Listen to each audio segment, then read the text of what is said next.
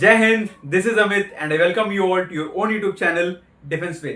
তো বন্ধুরা, আজকে আমরা এই ভিডিওতে ডিসকাস করব যে তোমার যদি ব্যাংক অ্যাকাউন্ট একটা ব্যাংকে যদি হয় আর ওটা ওই ব্যাংক অ্যাকাউন্টে তুমি অন্য ব্যাংকে কিভাবে ট্রান্সফার করবে, তার প্রসেসগুলো কি হবে। যদি তোমার ওই ব্যাংক অ্যাকাউন্টে যদি তোমার কোনো ইএমআই চলছে বা কোনো লোন আছে, তো ওই জিনিসটাকেও তুমি কিভাবে অন্য ব্যাংকে ট্রান্সফার করতে পারবে বা কি কি লাগবে তোমার, তো সমস্ত কিছু নিয়ে আমরা এই ভিডিওতে ডিসকাস করব। তো চলো বেশি দেরি না করে ভিডিওটা শুরু করি।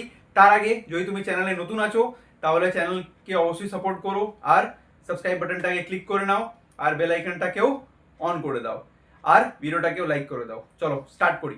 তো সব থেকে প্রথমে যদি তুমি নিজের ব্যাংক অ্যাকাউন্টটা অন্য ব্যাংকে যদি ট্রান্সফার করতে চাও, তো সব থেকে প্রথমে তোমাকে নিজের যেখানে তুমি আছো, যে ইউনিটে তুমি আছো, সেই ইউনিটকে তোমাকে জানাতে হবে যে হ্যাঁ, আমি নিজের স্যালারি অ্যাকাউন্টটা অন্য ব্যাংকে ট্রান্সফার করতে চাই। তো তার জন্য কি করতে হবে, তোমাদের একটা অপশন ফর্ম তোমাকে চাইতে হবে আর ওই অপশন ফর্মে হেল্প থেকে তোমাদের নিজের ইউনিটে বা ব্যাটালিয়ন হতে পারে বা ডিস্ট্রিক্ট হতে পারে, ওখানে তোমাদেরকে জানাতে হবে যে হ্যাঁ, আমি নিজের ব্যাংক অ্যাকাউন্টটা বা স্যালারি অ্যাকাউন্টটা অন্য একটা ব্যাংকে ট্রান্সফার করতে চাই।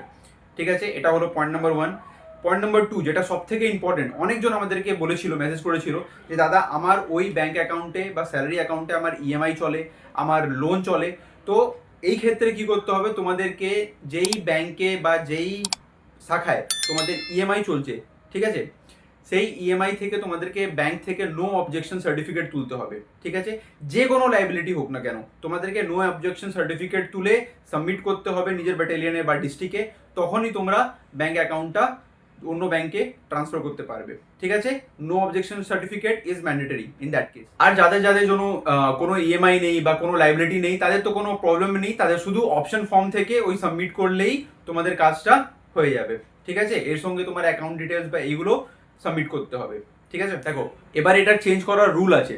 রুল আছে এটা যে মিনিমাম ডিউরেশন তোমাদেরকে 3 বছর থাকতে হবে। ভেবে নাও তুমি এক্ষুনি একটা ব্যাংক অ্যাকাউন্ট সুইচ করলে, চেঞ্জ করলে, আবার তুমি ফিরে আসতে চাইছো, তো তার জন্য মিনিমাম তোমাকে 3 বছর অপেক্ষা করতে হবে। ঠিক আছে, স্যালারি অ্যাকাউন্টকে ট্রান্সফার করার 3 বছরের মধ্যে একবার হয়। ঠিক আছে, বাট ইন কেস তোমার পোস্টিং 10 কিলোমিটার থেকে দূরে আছে, তখন ওই 3 বছরের আগেও তুমি চেঞ্জ করাতে পারবে। ঠিক আছে, আশা করি বুঝতে পেরেছো। ছোট করে একটা কনক্লুশন লাস্টে সাম আপ করে দিচ্ছি তোমাদের জন্য। যদি তুমি নিজের স্যালারি অ্যাকাউন্টটা সুইচ করাতে চাইছো বা চেঞ্জ করাতে চাইছো বা ট্রান্সফার করাতে চাইছো অন্য ব্যাংক অ্যাকাউন্টে, তাহলে তোমাদের কি করতে হবে, ফার্স্ট অফ অল তোমাদেরকে নিজের ইউনিটকে জানাতে হবে, তার জন্য অপশন ফর্ম তোমাদেরকে তুলতে হবে। ঠিক আছে, সেই অপশন ফর্মে যদি সেই ব্যাংক অ্যাকাউন্টে যদি তোমাদের কোনো লাইবিলিটি থাকে বা ইএমআই থাকে, লোন থাকে, আশা করি বুঝতে পারছো, তো তখন তোমাদেরকে নো অবজেকশন সার্টিফিকেট তুলতে হবে।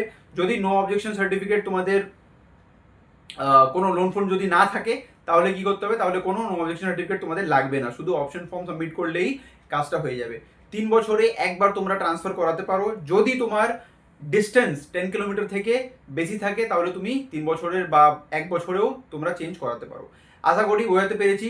নেক্সট ভিডিও খুব তাড়াতাড়ি আসছে, কোন টপিক হবে কি হবে সেটা কমেন্ট সেকশনে বলো, আমরা নিশ্চয়ই ভিডিও নিয়ে আসার চেষ্টা করব। ততক্ষণ this is Amit Singh signing off. Thank you.